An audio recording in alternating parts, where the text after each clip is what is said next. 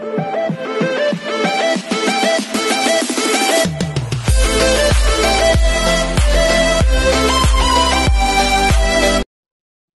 this is K-pop Vlogs. If it's been after days, Saudi Arabia, and welcome back to my channel. Nagkitagat ko na sa reaction video ang kay Luel Carino, which is Matt Monroe wildcard edition. This was September 2, 2025. Bakit may wildcard? So basically, natanggal sila tapos binalik na lang sila. Tama ba ako? So in one second longer, this is the most requested song, which is yung For Mama. So in one second longer, let's start this reaction video. I'm not familiar with the song actually.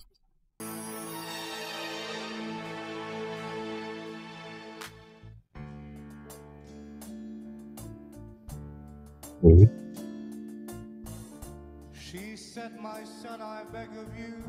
Ay, alam ko to.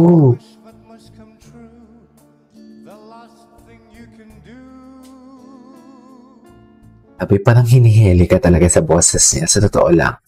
Parang hinihili ka talaga sa boses niya. The dynamics is there. The timbre is there. Hindi ko alam.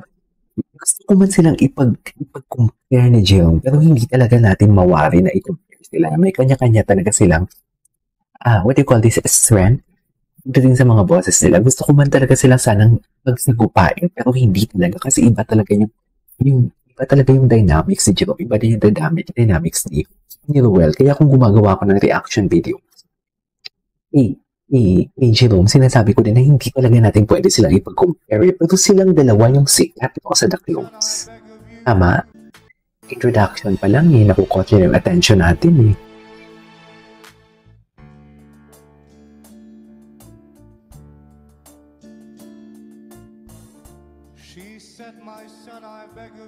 Ganda ng emphasis. The crescendo as well. The crescendo as well. Hindi pong alam mo yung malakas yung boses niya tapos hihinaan niya tapos may konting vibrato kung naririnig. The crescendo.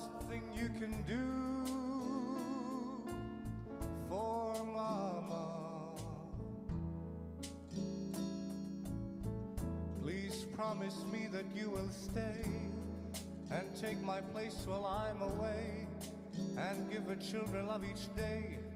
I had to cry, what could I say? Sabi, parang nanghihili talaga siya, no? He changed. That is key change. Wait a minute. He do some key changes there. Alam mo, ayoko siyang tingnan kasi gugupuan ako sa kanya. But he is just only 14 years old. Just imagine.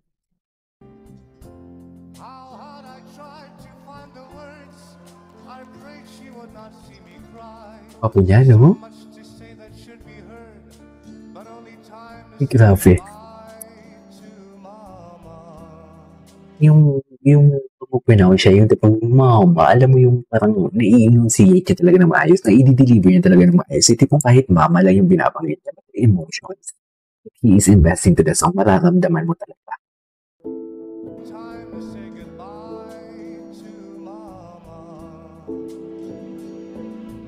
Eh?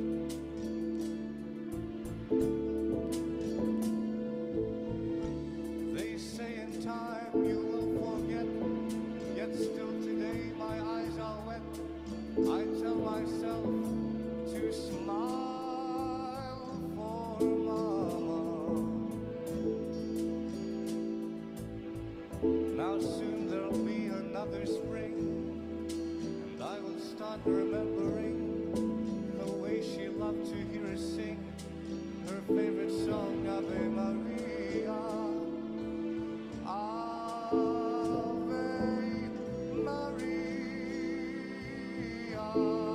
Love. Subtle. Wait, ang ganda ng execution na yan.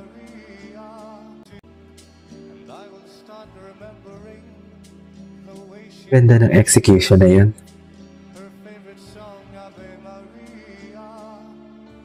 Grabe yung placement ng placement never disappoints. Grabe pagdating sa placements talaga.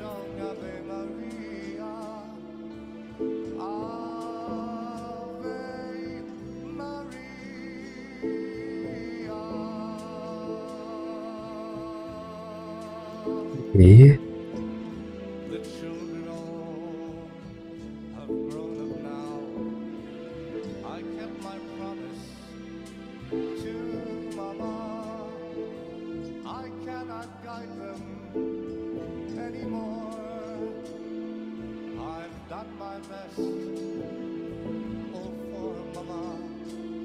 Mama.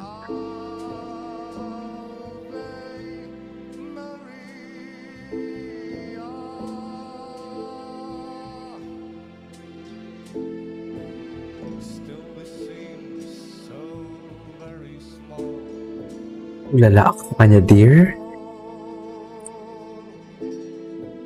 She did for me.